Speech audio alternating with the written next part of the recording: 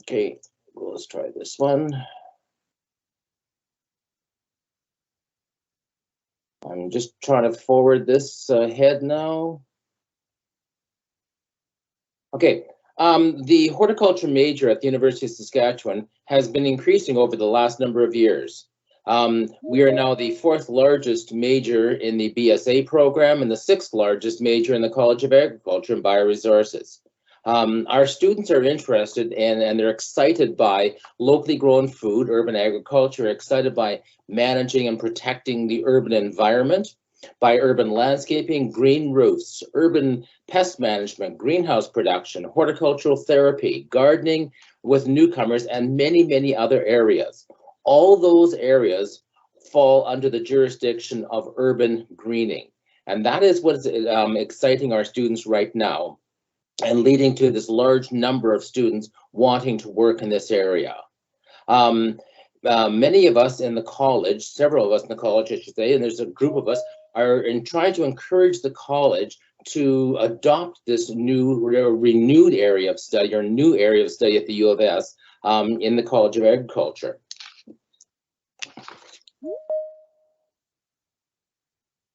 Okay, that's delay here. We have changed our environment that we're living in over the past number of years.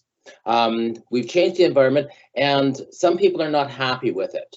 As you can see, we've gone from the green environment, the green living infrastructure to the built infrastructure. Some people want to turn that around, take the hourglass and completely turn it around, but that's really not an option. What is an option is to combine the green infrastructure, the living infrastructure, with the built infrastructure.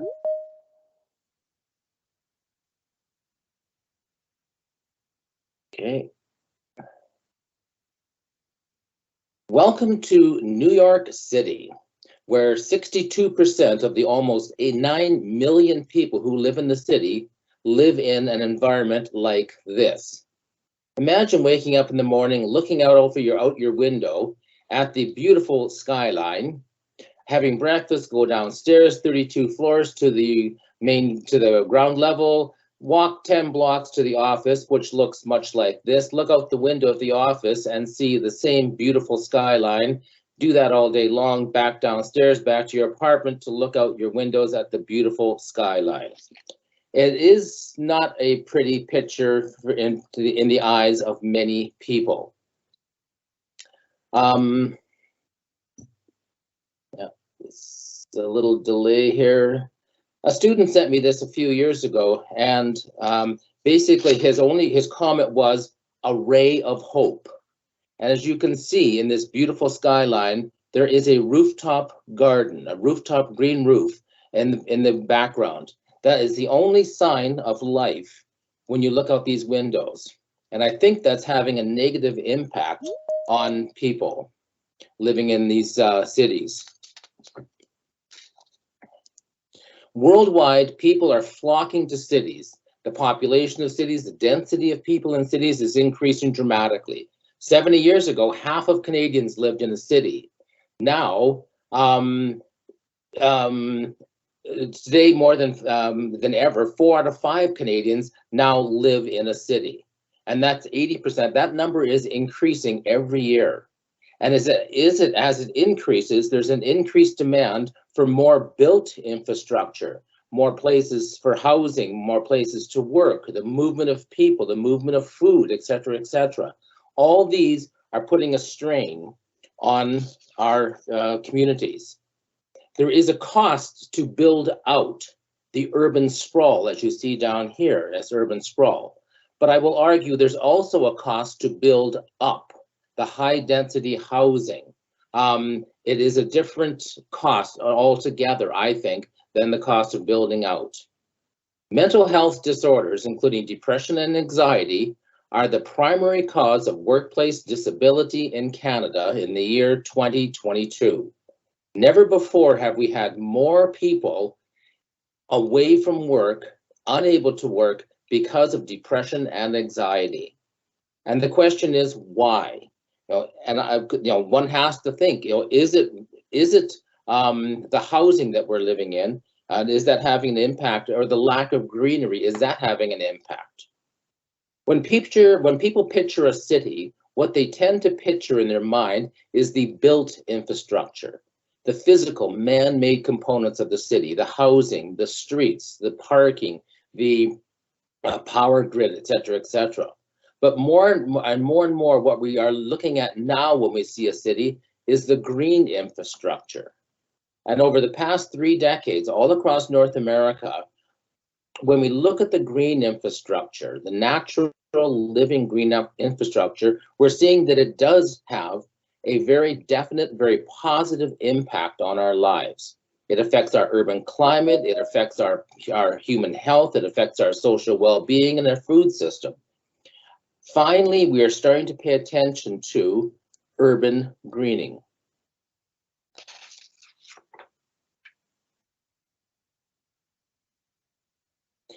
So my take home is grow plants, all kinds of plants, and grow them wherever you can possibly grow them. Here I am on the second floor of the agriculture building on the rooftop garden, and on the left-hand side here, Chef James and Chef Ahmed picking tomatoes, which they're going to serve at Marquis Hall in about 2 hours. That's the definition of fresh and local production. Urban greening benefits everyone. So what is the definition of urban greening? It's the science of making our communities more green, more relaxing, livable, and more productive. It's a matter of preserving what we have, but also expanding our urban green spaces, both on private and on public lands. It's not a new term. Europeans have used the term urban greening for centuries. But in the old days back there, it basically referred to street trees and park trees. There is so much more to urban greening now, such as rooftop gardens and living walls, so the definition is changing somewhat. There's several areas of urban greening. I want to talk about 3 of them: the urban green spaces, the urban forests, and urban agriculture. Urban green spaces, these are areas within the city where there are plants. And I will emphasize plants that have utility, plants that make us healthier, happier, more productive, plants that reduce flooding, clean our air, cool our cities, plants that feed us. A vacant lot full of kochia is not considered an urban green space. These lands are on public and private land where people gather. And I've put a list down here: schoolyards, playgrounds, natural areas, cemeteries, golf courses, green roofs, etc. These are all classified as urban green spaces. Urban forests. Some people will argue that urban forests are more important than the other aspects of urban greening. And it is true that the impact of trees is vast, for example. But all areas of urban greening are important. Saskatoon has over 110,000 trees on public land.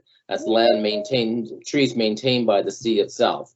But there's also trees on residential yards, along the river, in commercial and institutional lands like the University of Saskatchewan. It's estimated that 60% of all trees in the city are actually on private land. So when you take that into consideration, we have a hunch that there's over 250,000 trees in Saskatoon, and then the trees along the river itself. So that sounds like a huge number of trees.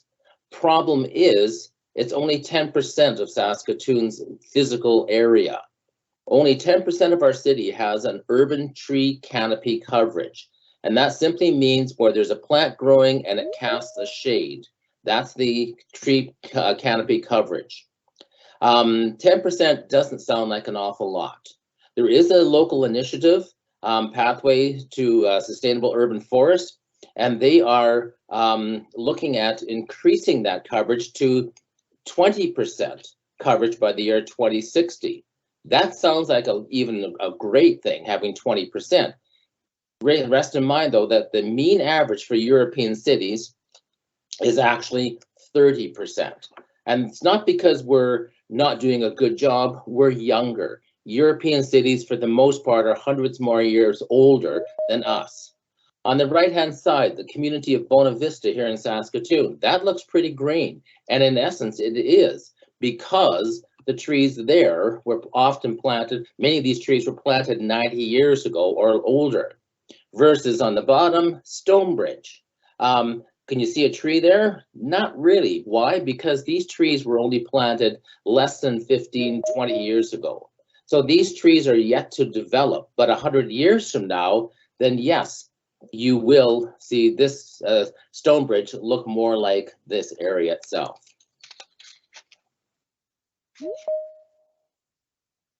The human health, let's just get rid of this thing. Urban greening and human health. Does urban greening actually impact human health is the question. Well, there are over 500 published studies that show, yes, there's a very definite impact, a positive impact of being in urban green spaces.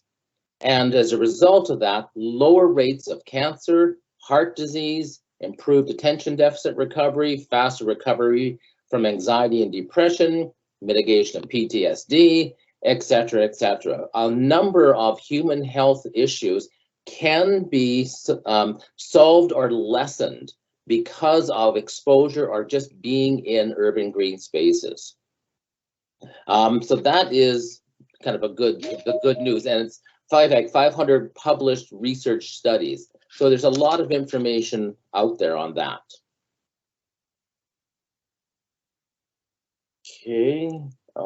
Okay. A Harvard study, epidemiological study.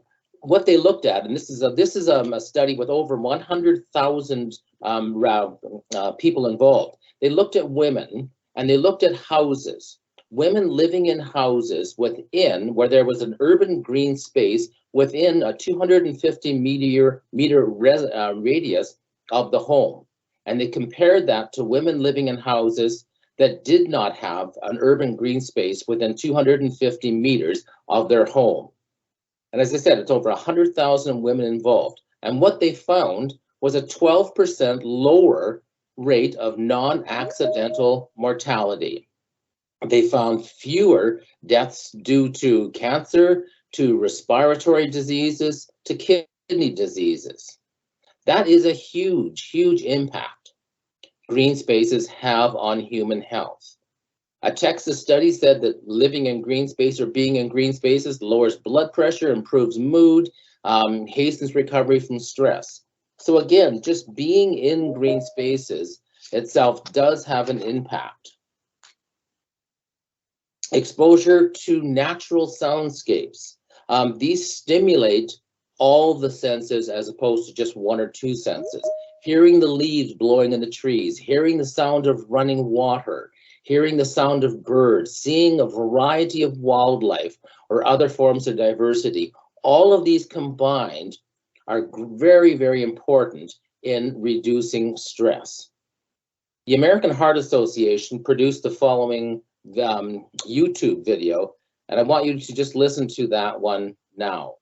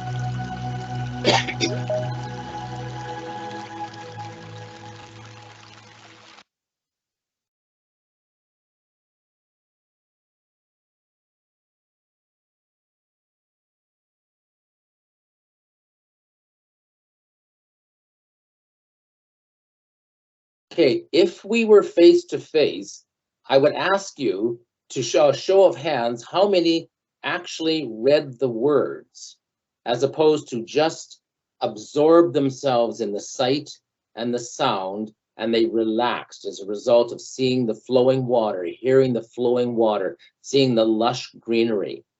The majority of people actually do not read the words because the sounds, several other senses, dominate over the reading sound. So plants, the sound of water flowing itself, that can be a very, very relaxing. So I say here, build a forest or build a green space with trails and sports fields, and they will come. And that's exactly what has happened here in Saskatoon with the Meewasin Valley Authority. The Meewasin Trail, from the very far north end of the trail, follow it down the east side of the river, cross over at the new bridge, and follow it back up, and you've got a distance of 105 kilometers.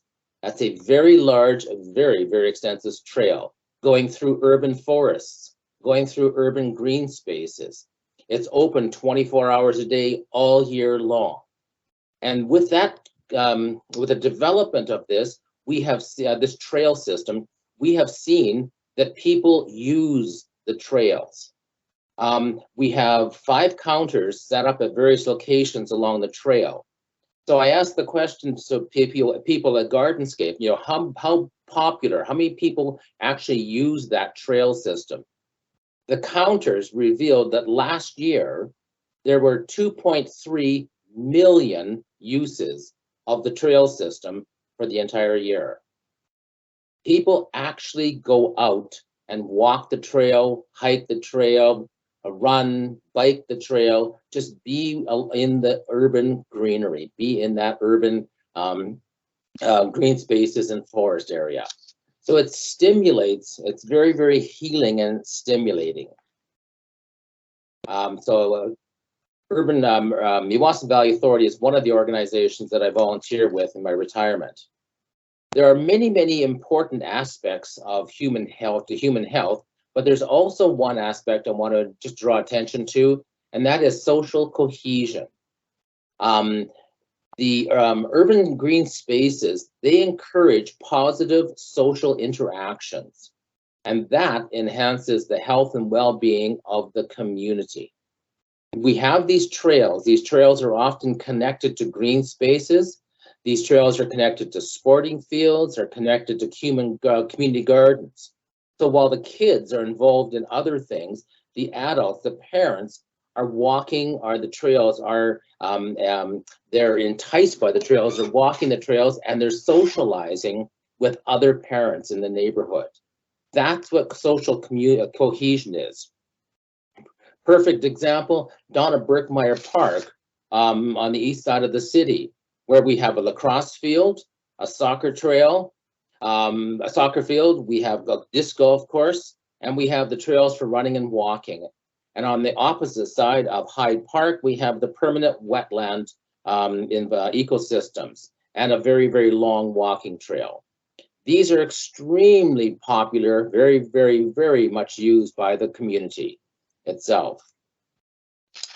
The parks themselves don't have to be huge, very, very large parks. What's a common thing now, this is Struthers in the far east side of the city, are the community pocket parks. They're small parks where we have a trail system, where we have trees to shade, to cool, for people to put their lawn chairs under. We have a little play structure here. Often they come with barbecue pits and benches. So while the kids are in the play structure, the adults are sitting here socializing. While the kids are playing in the informal sports, the adults are sitting here socializing.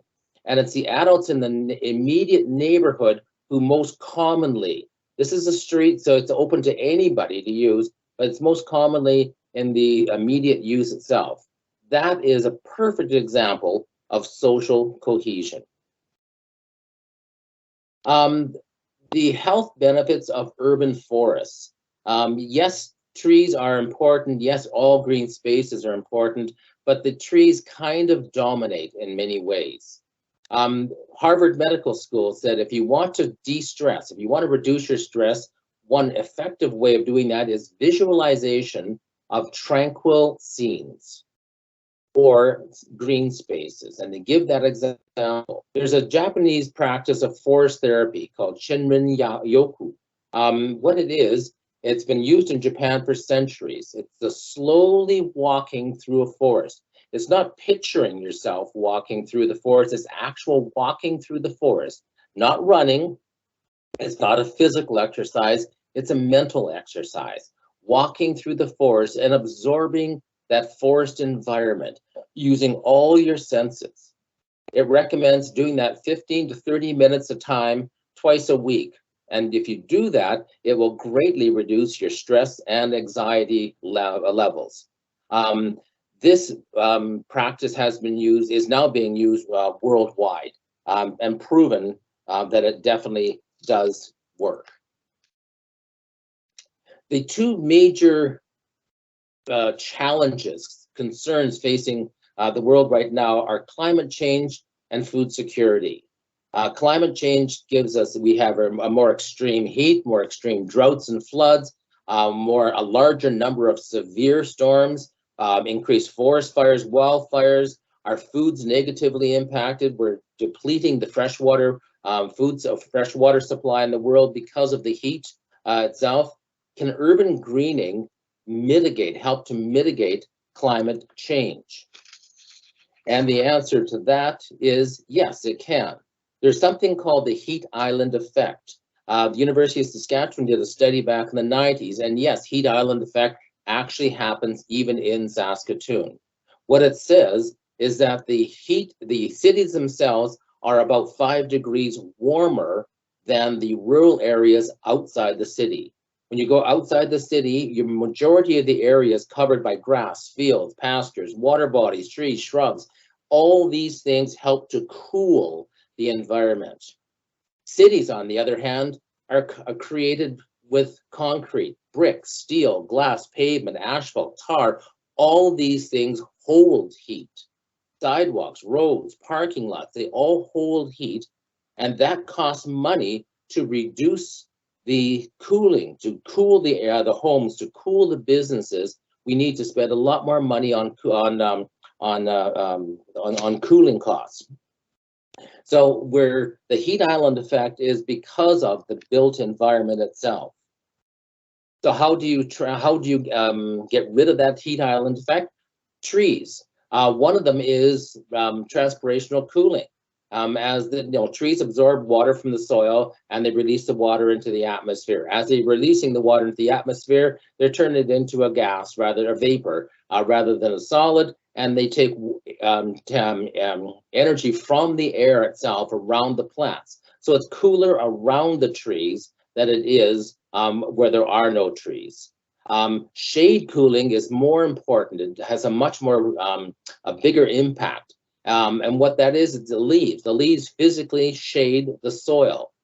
They stop the sun's rays from hitting the soil. They reflect the heat back into the sky itself. It can be 10 degrees cooler under a tree than it is 20 feet away from a tree or 50 feet away from a tree. There is the beautiful Sask Crescent South. We put the trees along the edges of the roads so that it does not heat up the road system and keeps the entire area cooler. And it is very, very effective. We plant trees on the south and on the west sides of buildings so that trees shade the houses, they shade the buildings, they shade the roof. Again, that stops the heat from building up inside of the buildings and reduces the amount of energy used for air conditioning.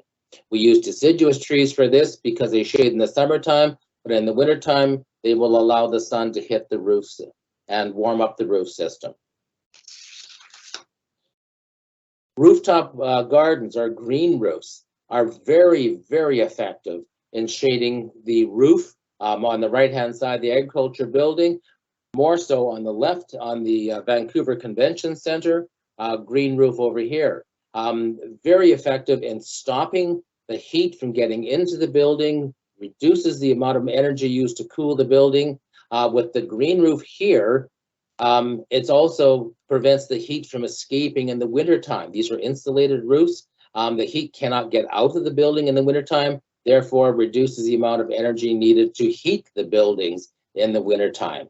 And in this case of the agriculture building, it's a green roof, and it's a food production roof. So we can actually benefit from the food from that. We can use green plants to grow up the side of buildings. Here at the University of Waterloo, using an ivy vine to cover. Bricks really hold heat, attract and hold heat. Here it is much cooler under here because the leaves are reflecting the heat away from the building. And here at the Royal University Hospital, the south entrance, the old entrance, we have the Virginia creepers growing up the side of the building, cooling that area, just starting to do it here. So plants can have a very definite cooling effect.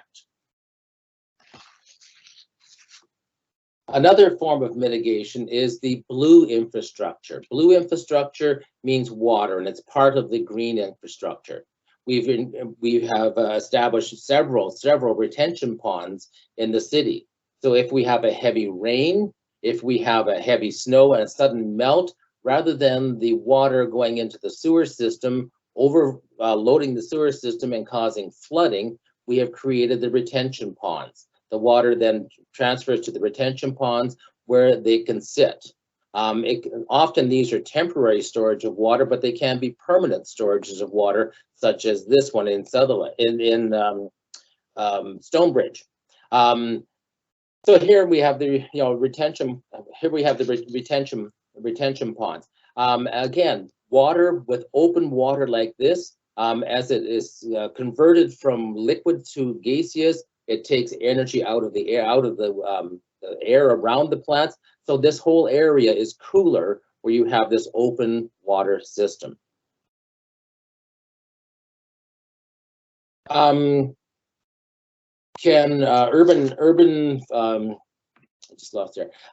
forests can also help improve air quality, serving as carbon sequestration. They reduce the amount of carbon dioxide in the air, and they increase the amount of oxygen in the air. A study from the city of Regina for the last 20 years following the amount of smog in the air, and definitely proving that trees can absorb very small smog particles from the air as they're absorbing air into the leaf system itself. Trees also protect from ultraviolet rays. Excess exposure to ultraviolet can damage the skin's DNA, which can lead to skin cancer, and the incidence of that is growing very fast in Canada right now. So trees can protect a lot. And lastly, my absolute passion, and that's the area of urban agriculture. We have been criticized by some as saying you can't call it agriculture because it's not agriculture. You don't have a tractor. Well, you don't need a tractor to actually call it agriculture. If you look at the definition of agriculture, science and practice, cultivating the soil, producing crops, raising livestock, processing, marketing. Look at the definition of urban agriculture: growing, processing, distribution, plant cultivation, animal husbandry in and around cities. Urban agriculture is a form of agriculture, but it's a small scale form. Here we have a breakdown. Urban agriculture can be actually a business, it can be a commercial operation, or it can be a home gardener.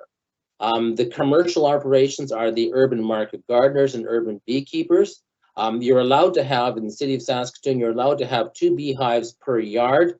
We have beekeepers who borrow yards from friends, neighbors, relatives, so they're operating 8, 10, 12 hives in the city. You can, get a little bit of cash from honey production in the city. A couple of my students did a survey or a taste panel on urban versus rural honey. We collected honeys from beehives in the city and from rural hives. The number one honey in the taste panel it wasn't a fair trial because it was an alfalfa clover honey, which are just absolutely amazing honeys. But number 2 and number 3 in the study were actually the urban honeys.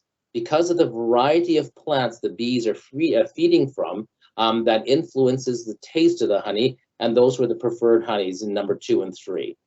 So it's kind of interesting.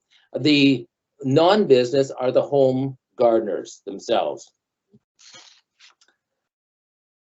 The difference between urban agriculture and rural agriculture are basically scale and outcomes, and to a major extent, crops. We don't grow wheat, barley, and oats and canola in urban areas. We grow different crops.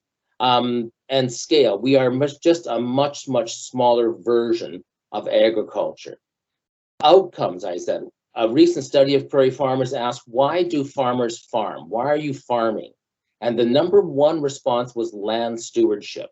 Someone has to protect the land for my kids, for my grandkids, so we can continue to produce safe, environmentally friendly food, high quality food, so we can feed a hungry world. Those are the main reasons why farmers were farming. Here is a gardener in his garden. When you ask gardeners, why do you garden? The answers are quite different. There's an emphasis on physical health, on mental health, food security, quality of food, which has a lot to do with the harvest, when the food is harvested. You know, if we're bringing food thousands of miles, you cannot wait till the food is fully, the vegetables and fruits are fully mature, because they're soft, they won't travel. So they're picked in an immature state, quarter mature state, and then moved, but they never do develop the ultimate taste compared to grown right locally, walking out to the garden and eating a carrot from the ground. Choice of food, or just some type of control over their food production. So urban agriculture is not in competition with rural agriculture. Urban agriculture is about food production. There's no question about that. Here we have some pretty pink trees. How about instead of the city planting a pretty pink tree, we plant a pretty white tree, and that pretty white tree produces apples. There are 69,000 private yards in Saskatoon. If each one of those yards planted an apple tree, and if they got at least 30 pounds of apples per tree, which you should easily get, that would mean that we just produced 2.2 million pounds of apples in the city. That is a huge amount of food that can be produced in the city itself. If you don't want to plant an apple tree, how about doing something called edible landscaping, and that's using pretty plants that flower and also produce fruit. There's a nice pretty shrub in my backyard, one that I happen to get 50 pounds of dwarf U of S sour cherries from. If I don't want sour cherries, you can do haskaps, you can do any number of other cherries, you can do raspberries. And by the way, the apple trees that we could plant are produced, the cultivars are produced right here by the University of Saskatchewan. And in taste panels, our home-produced apples, our cultivars that we produced here, rank just as good, if not better, than many of the apples that you can buy on the store shelf. So you can produce a lot of food in Saskatoon on private lots. People often say that that home gardening doesn't count. Well, actually, it does count. There are over 69,000 private yards in Saskatoon. If each one of those yards produced a garden that was 10 foot by 10 foot, that's 100 square feet. And if they got 1 pound of vegetables per square feet, which you should easily do, that would mean that we could easily produce 6.9 million pounds of vegetables in home gardens in Saskatoon. So yes, home gardens do count. We do matter. The average consumption of fresh potatoes in Canada is 130 pounds. The average person in Canada eats 130 pounds of fresh table stock potatoes per year. If we produced 6.9 million pounds of potatoes, that means we could feed 53,000 people. 1 in 5 people in Saskatoon, we could feed them potatoes for the entire year based on potatoes we grew in the city. So yes, home gardening does count.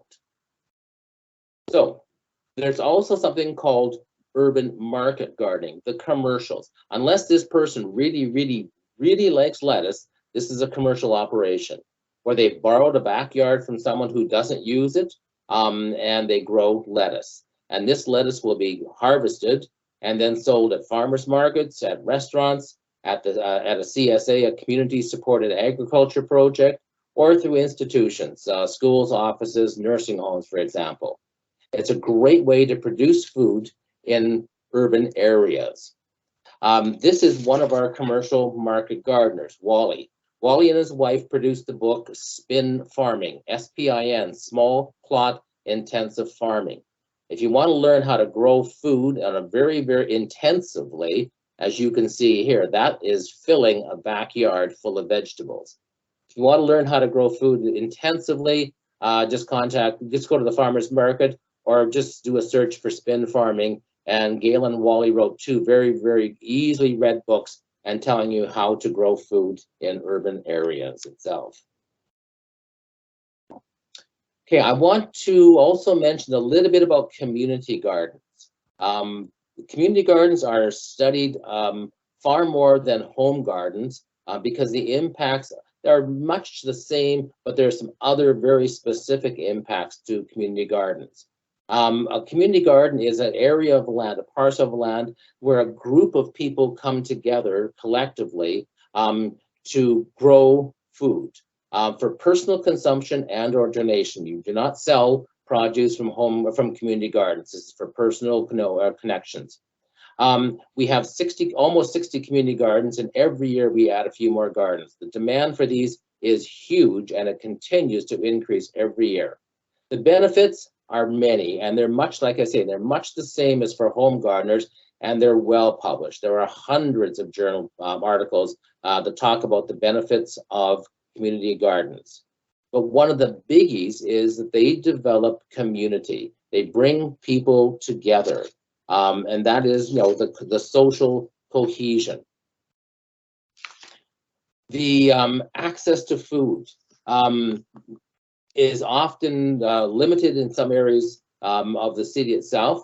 So in many community gardens have what's called a grow a row for donation, that within your area of land that you have, you plant one row and harvest everything from that row, and that's donated to an inner city organization that needs the food, that can use the food and pass it on to others. Very popular. There are demonstration plots. Not everyone was passed down the knowledge of how to garden. In particular, multicultural, new generations, new Canadians, will need to learn how to farm here, how to grow things here differently than in your home country. And I gave the example here about learning about food. It's particular multi-generational and multicultural. We have grandmas and grandkids working together and growing food, and that's how the knowledge is passed down. Cooking, learning about cooking, and I gave the example of beets. If you ask the newest generation of kids, you'll find that beets, that's those red things that grow underground. You cut the green thing off, you throw it away, you eat the red thing at the bottom. If you ask a grandma and grandpa, they'll say, well, no, that's the red thing. Yeah, you cut the green stuff off, you use the greens, you pickle the beet petioles, part of the leaf, you pickle that with the beets, the red part under the ground, because it's the exact same flavor, texture, and taste. But most people don't realize you can do that because that knowledge hasn't been passed down in cooking. And from a nutrition perspective, you're actually better off, eating the petiole and the greens and throwing the root out, because there's more nutrients per unit weight in the beet tops than there is in the beet roots. That type of knowledge is passed down through community gardens. Plus, you meet in other people. It increases social contact. Seniors in particular can be very, very lonely. So therefore, bringing them out, getting them involved in community gardens, gets them, talking with other ones. Newcomers in particular, and I've got a slide coming up about that, helps bring the feeling of the community belonging. Everyone belongs to this community. And they share produce, they share experiences. Gardeners nurture plants. Gardeners also nurture people who are growing plants. If a gardener sees someone struggling with growing something, they're not going to just leave them. They're going to go over and help them to become a better gardener. That's how you build community, and community gardens are famous for building communities.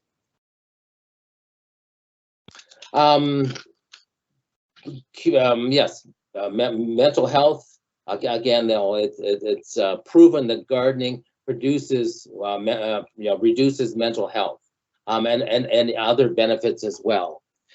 Personally, I think gardens look good. I think they're quite ornamental. And this example here is a private gardener from Drummondville, Quebec. This one was in the city of Drummondville. It was against the city bylaw to grow vegetables in their front yard. So the city took this couple to court and were forcing them to remove everything in the front yard and plant grass. So when that finally hit the national news, the backlash was just phenomenal. And yes, the city did reverse their bylaw and change that bylaw. And there were other cities in Canada that had the same bylaw. Because at one time, gardening was utilitarian. Utilitarian is not ornamental. And as gardeners, we know that, yes, utilitarian is ornamental itself. The other thing I want to just mention is about gardeners growing things. You grow it, you eat it. Without question, we know that gardeners have a better diet. Half your plate, according to Health Canada, half your plate should be fruits and vegetables. And with gardeners, if you're growing stuff, you will eat it. If you went to the store and saw these, you would not buy those. But if you grew these as a gardener, you would eat them. Do they look the same as regular carrots? No, they don't. Do they taste the same? Yes, they do. Exactly the same, I think. So gardeners have a better diet because they're growing their own food. I give the example of food feet because I love this one. On the rooftop garden, we get compost from the north end of campus. So the compost comes to the roof to the rooftop. We produce the vegetables on the rooftop. We haul the vegetables over to Marquis Hall where they are consumed. The waste product goes into the biodigester, and the biodigester product is taken back to the north end of campus for composting, and the cycle begins again.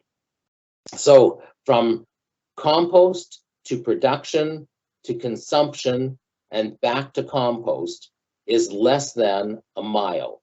It's food feet, not food miles.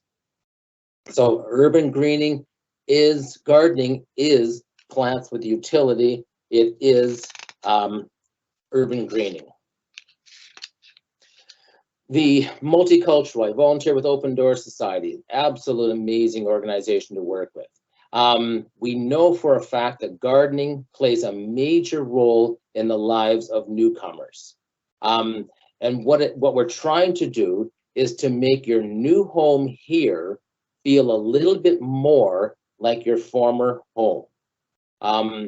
It helps. Resettling means giving up. Friends from Ukraine arrived here with 4 suitcases, and that's all they had. And that means you left a lot of things at home. And often cultures are left at home as well. But yet, if we can get people in the garden, what did you do at home on a day like today? Well, I was out in the garden. Well, let's go out to the garden now. You say, well, yeah, but you can't garden because of temperatures. Well, we have a long season. You can grow with the long days. You can grow not necessarily the same cultivars. We can't necessarily grow traditional foods, but we can grow close enough. And I always laughed every year. Someone says, please take this the right way, but your vegetables suck. They just don't have taste.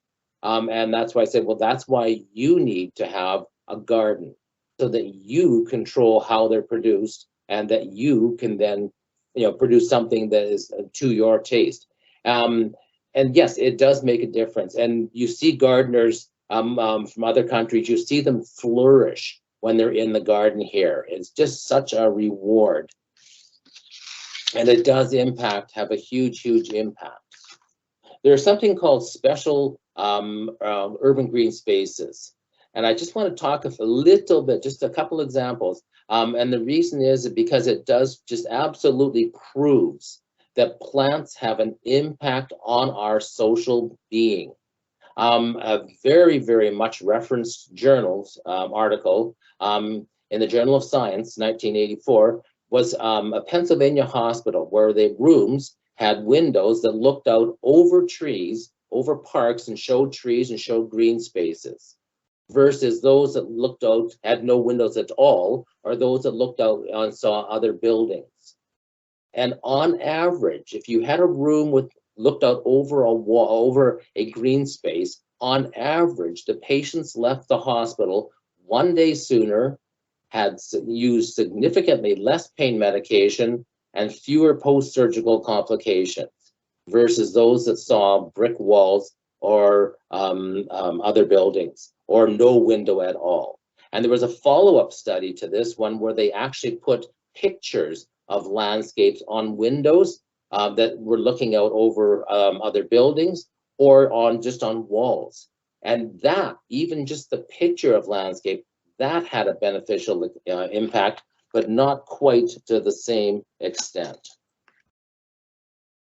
A California study did much the same thing.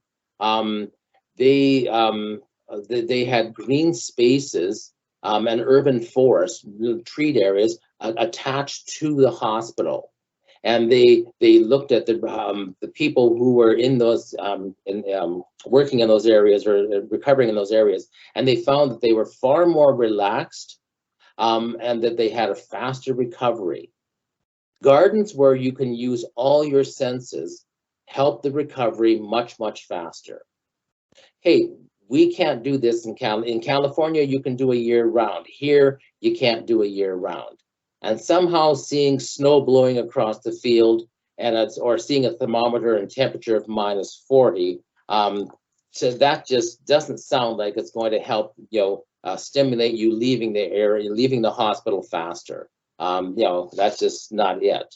So picture a green area where they're in a hospital, where there's a green room or an atrium, where there's large plants. There's the sound of flowing water, where you can touch plants even in the wintertime, or where you have an outdoor courtyard, a secure area only accessible to patients from the hospital itself, with large trees, shady areas, the sound of flowing water, just a relaxed green space. Areas like that help to speed recovery. And it's the Canadian Institute for Health Information said that to keep a patient in a hospital in Saskatchewan for 1 day, the cost is $8,646. So if 10 patients left the hospital 1 day early, that's a savings of $86,000. That's significant. The picture at the bottom is actually a cardiovascular center in Michigan, and it doesn't cost $86,000 to maintain an atrium like that, which proves to get people out of the hospital faster and in better quality. Therapeutic gardens. Therapeutic gardens are specifically designed for certain types of healing, and the most common that we know of are the PTSD gardens and veterans. That has been well studied, and it's proof.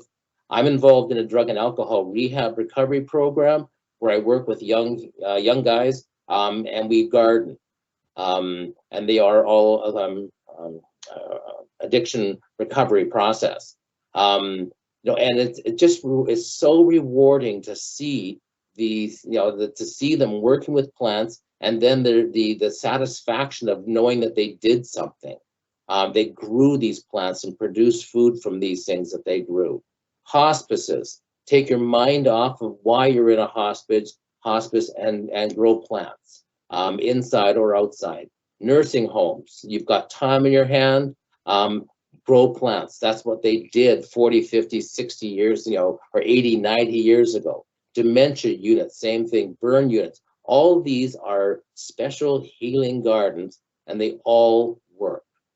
The PTS gardens, a place of beauty where patients can be immersed in something other than their own stressful thoughts and feelings, where they can talk to others in a very relaxed environment and share their feelings and share their stories. So in closing, I simply want to say that agriculture has a task we must address, and that is that we are stewards of the land, and we need to continue to be stewards of the land. We need to continue to feed the world with safe and high quality foods. And more than ever, we need to pay attention to the health and well-being of our communities. And we can do that. We can pay attention to that through mental health recovery processes, and that can be achieved through urban greening. So when the weather warms up just a little bit, I want you all to go for a walk, relax, and enjoy the beauty around you, because that will help to de-stress. Thank you very much. Any questions? Yeah, Grant, it's Mike Solihub again. I will moderate the question period for you. Okay. I did note questions in the chat line. To start with, I've got a question to get things rolling. With respect to the green roofs and the change in heating and cooling costs, have any studies been done that sort of look at the amount of savings dollar-wise, or the amount of carbon dioxide that doesn't go into the atmosphere because the roofs are more efficient? There have been studies done, in particular in Vancouver and in Oregon and Washington, where the concentration of green roofs is really, really high. I don't know the amounts, but it is significant. Actually, one of the more significant things is the water diversion. Just the amount of water that does not go into the sewer system, where it has treated before released, that saving in Oregon is actually is huge. Okay, I'll move on to the questions in the chat. The first one is from David McTaggart, and he's wondering, how does urban greening in the context of urban forests look different in semi-arid climates like Saskatoon compared to places like Vancouver, I suppose? It's just easier and faster in the more lush environments. The end result, basically the same thing. It's just the time and the energy to achieve the same results are going to be slower here because we have a slower growing environment. I mean, you look at Nutana area, those trees are 100 years old. They're not huge trees compared to Vancouver, and they never will get that big because of our environment. But yeah, it can be done. Okay, and the next question I believe you answered, but I'll read it anyways. It's from Michael Fitzsimmons, and he's asking, why are so many trees just serving an ornamental function rather than producing fruit, nuts, berries? Yeah, good question. Edible landscaping is becoming more popular, in particular with the shrubbery as opposed to the trees. But yes, we are seeing, I mean, when you get a tree put in your yard, you can request trees. You can request apple trees. You can request other things that are going to produce food. I mean, and we now have quality and hardy plant material that works here. I guess at that point I could put a plug in for the horticulture department, and I know that department has developed a lot of different cultivars, raspberries, hascaps, apples, etc. Yep, yep. And cherries, the dwarf U of S sour cherries, that's one of the biggies. There are some, I mean, 50 pounds from one shrub. We have, 10 1-gallon pails downstairs in the freezer. I mean, that's a lot of sour cherries to use. You don't need a half dozen shrubs to get enough cherries. Okay, and the next one, and this is probably goes more to the organizing committee.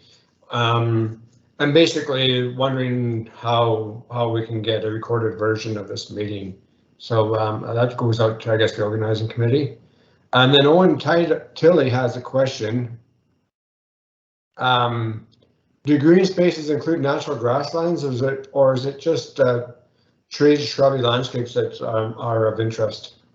Natural grasslands would also be included as a green space. Utilitarian version of that is the learning, the relaxation.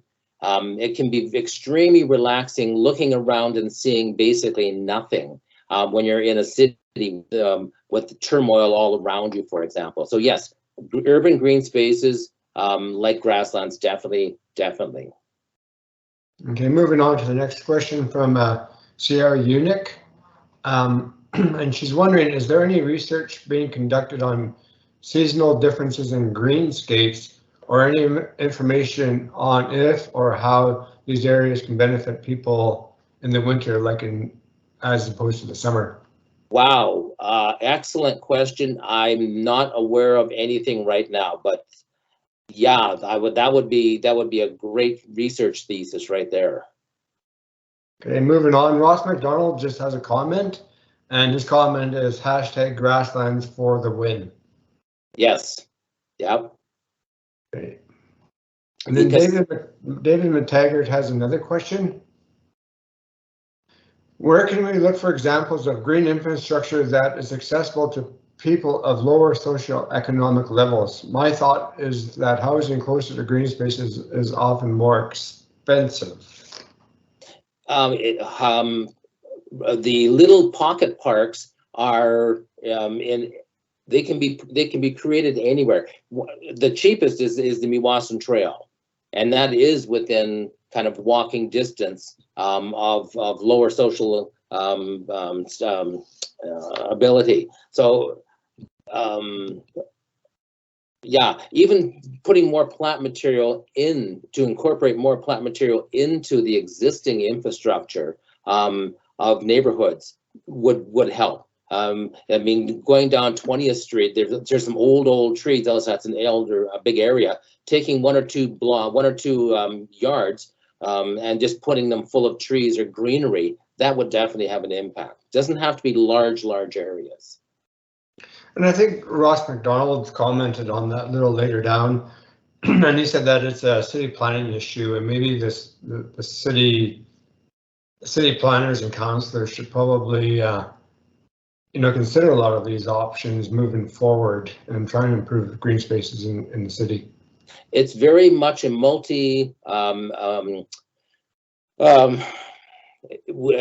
urban planning. Urban planning is a huge part of urban greening, as is soil science, as is animal science with livestock, with wildlife. It's not just a horticulture topic. It involves many other areas of study within the college and the campus. Obviously, psychology as well. Okay, then Michael Fitzsimmons, I think he's sort of answering or making a comment on the answer that you gave about managing water. And his comment is, to manage water, we need more vegetation to slow it down, sink in, spread, and less hard surface to speed it up and channel it. Was just a comment from Michael. Yeah, porous concrete for parking lots is a huge issue, and that's something we should look at more often. We are starting to use a lot more porous concrete in Saskatoon, which is a very positive. More trees in parking lots, and there, U.S. in particular has some beautiful examples where you reduce the number of parking spots but you can definitely decrease the amount of heat absorbed by the parking lots, because they are huge areas for absorbing temperature. Okay, and then I just have a number of comments about your presentation. Very interesting, gardening and stress relief. Thanks for a wonderful presentation. Nice and timely talk, Dr. Wood. And then we move on to questions again. And this is from David McKercher. Are there any climate change grants for increasing urban green space or climate change credits for integrating urban green space into communities to reduce temperature changes? Not that I'm aware of, but there should be, and that's an X. I'm going to make a note on that one. That's something we should start pushing for. Thank you for the comment. Another person is telling you that you had a good talk, and then Kimberly Martin is asking or commenting, I never enjoyed gardening when I was a kid, but you are right. Now I like to go and have some quiet time and enjoy the great flavors of the homegrown food. Tara Zakis says, yes, bushes all around Saskatchewan would be amazing. Okay, David Coven has more of a question now. Why is there resistance to greenscapes in urban areas, and what can we do about it? They take up space that we could have housing on. That's the number one issue, I think, that we're running into. You know, it costs money to build out with the sprawl, as opposed to, and now Saskatoon's heavily going into the side-by-side homes where we're building up. We're putting much more densely, built neighborhoods. I was going to make a comment about, with the comment about stress, gardening with stress. And the example I can give is portulaca. As a child, you were told to go out to the garden, pull all the portulaca, don't leave any of that portulaca in the ground, because if you leave it there, it's just going to reroot, and et cetera, et cetera. All right, portulaca is edible. If you eat it when it's very young, before it flowers, portulaca can be eaten. In fact, it's sold on the streets of India as a vegetable. So my theory is that once it knows it's edible and knows it's beneficial, it's going to stop growing. I think that's a good theory. Yeah, it's kind of interesting because one of my wife's colleagues, Colleen, was complaining that we had all this portulaca in our garden, and he asked if he could come over and pick it because he wanted it for baking or cooking. Yeah, I eat a lot of weeds, actually. Okay, let's see. Okay, Samantha has a comment. Urban planning should also include small-scale farming, such as raising your own chickens in towns and cities. I find it quite ironic that the province with the most ag is so against this. Part of the reason I think for that is, what I'm hearing at least, is that a lot of people living in Saskatoon are former farmers. On the farm, we had 100 chickens. And I know what it's like to have a yard full of 100 chickens, and I move into the city. Problem is, you're only allowed 4 birds in the city, which is totally different than the 100 chickens you had on the farm. So the style of production is very, very different.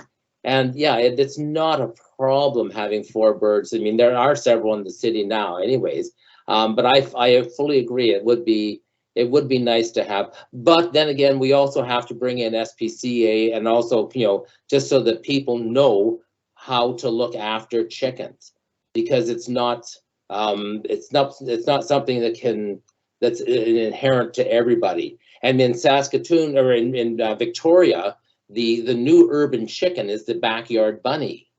And people are starting to are raising rabbits for food production. Well, come fall time, when it's time to eviscerate, when it's time to process that, well, I can't kill that. It's too cute, so they let it go. So we now have, where we have dead gophers on the road, they have dead rabbits, because the rabbit population is huge, in areas. So, I mean, forward thinking, we need to stop that before it happens with chickens, before people start releasing chickens too. Okay, I have another question from Dakota. Approaching this from an animal science point of view, is there any concerns with the disease spread with incorrect green space planning? The spread of disease from my perspective, I think the biggest spread of disease is actually with the human animal linkage, is when humans and animals are closely linked in the same building. You cannot take urban chickens into your house. They have to remain outside in a garage that's separated from where the living space is. But other than that, it should not be a huge issue. If the manure is composted properly, then it should not be an issue. My colleagues in animal science can answer that one a little bit better. Yeah, I got another question from Judicial. And he says that we are seeking research and data on green infrastructure, but most programs do not fund this kind of research. Any idea about how to go around getting funding? I'm going to actually, I've got that question down here. I'm going to start looking at that because that is, I fully agree with you. It's needed. Okay, Kaylee Chris.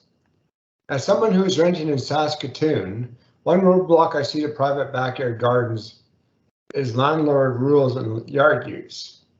Any suggestions moving forward to alleviate this? Yard use? She's asking about, she rents a place and the landlord won't let her go have a garden in the backyard. And any suggestions on how to get around this? I guess joining a community garden would be one way, I guess. You join a community garden and encourage the neighborhood to use vacant lots. Take some of these vacant lots and turn those into food production areas. That's a big push in many areas itself. But the access to water is usually one of the biggest issues there. Across from Station 20, on the south side of Station 20, we have a garden plot there that with Chef Good Food. And our biggest issue there is access to the water, kind of thing. So. Okay, we're running out of time. Are you available there's a 50-minute break. Are you available to answer a few more questions, or I guess if it's okay with the organizers, we could continue answering questions? Sure, I'm fine with that one. Okay, next question from Richard Rieger. Is increased space for gardens and parks incompatible with densification targets to limit urban sprawl? If we go up, if we're using a front yard instead of backyard, and we are seeing a lot more front yard gardening now. If we're using rooftop, then yes, I think that can definitely help.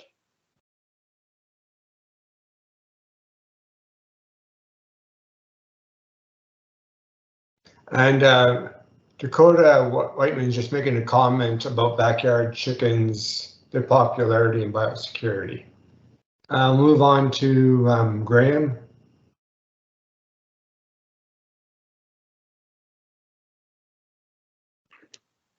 I don't quite understand this one, but I'll read it. Does adding the village common into the village change the average cost per square foot of development? I guess they're asking whether it's more expensive to develop with green spaces. It shouldn't be more expensive.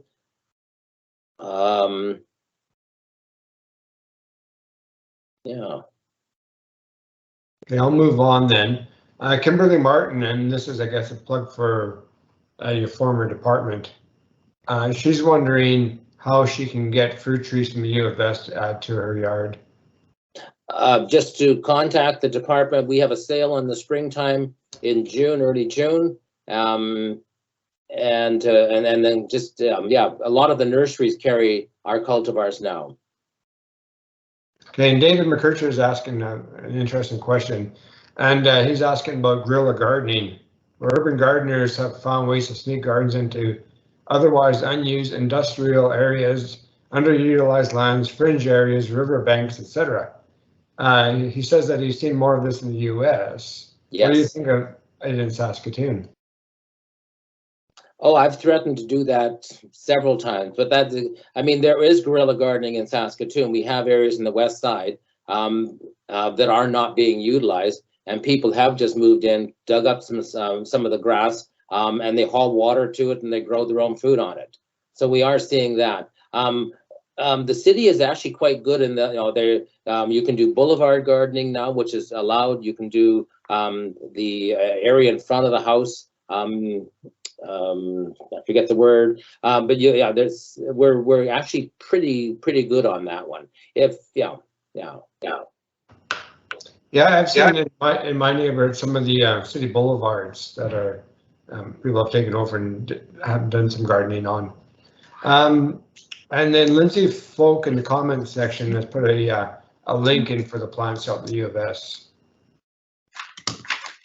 Okay. Food or water, physical safety is one issue, and also soil contamination are two things you need to think about if you're doing guerrilla gardening.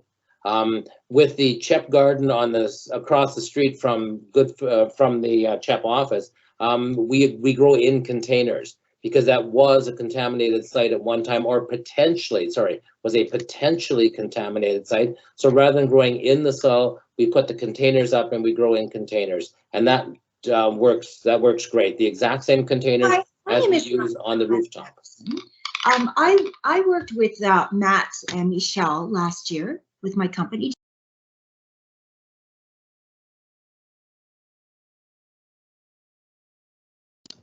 Excuse me, who was that? Or do you have a question? Mike, okay, I think they just had their mic on by mistake when they joined the meeting. Okay, thanks, Annette. Okay, I've got a couple more questions here and I think we'll be done. Dave McTaggart again. Have you ever come across any research on green roofs and their tolerance to hail? Coming from central Alberta, it's probably a common issue. No, I have not seen any studies on that one. We did have hail 2 years ago on our rooftop, which drove Joel crazy. But no, I have not seen. The biggest issue with the rooftop is the wind. Yeah, I guess that makes sense. And then I think one last question here from Glenn Stacy, and I think it's more of a comment than a question. And is there not a community garden on some vacant lots on 2nd Avenue, close to Duchess Street? I know some business people were encouraging this on vacant lots 10 to 15 years ago. And yes, I guess the one thing that I can make a comment to is, on the former industrial sites, I think we have to be careful to do container gardening just for the risk of contaminates. Right, and the gardens on 2nd Avenue, that's the Food Bank Learning Center gardens. And that soil was tested and proven to be safe because it was mostly housing in that area before it was ripped down, or building, so yeah. And I guess one last question. Will the U of S be incorporating green gardening into the roof of the new hockey rink that's being built? Good question. Yeah, good question. We tried with a few other places with city buildings. We've tried to get rooftop, but depending on to be a true green roof is a more expensive construction cost, and that's not that scares a lot of people away. Okay, thanks a lot, Grant. That was an amazing presentation. We'll leave it at that. We're done with questions, and I'll give everybody a chance to grab a drink or a carrot grown in their own garden.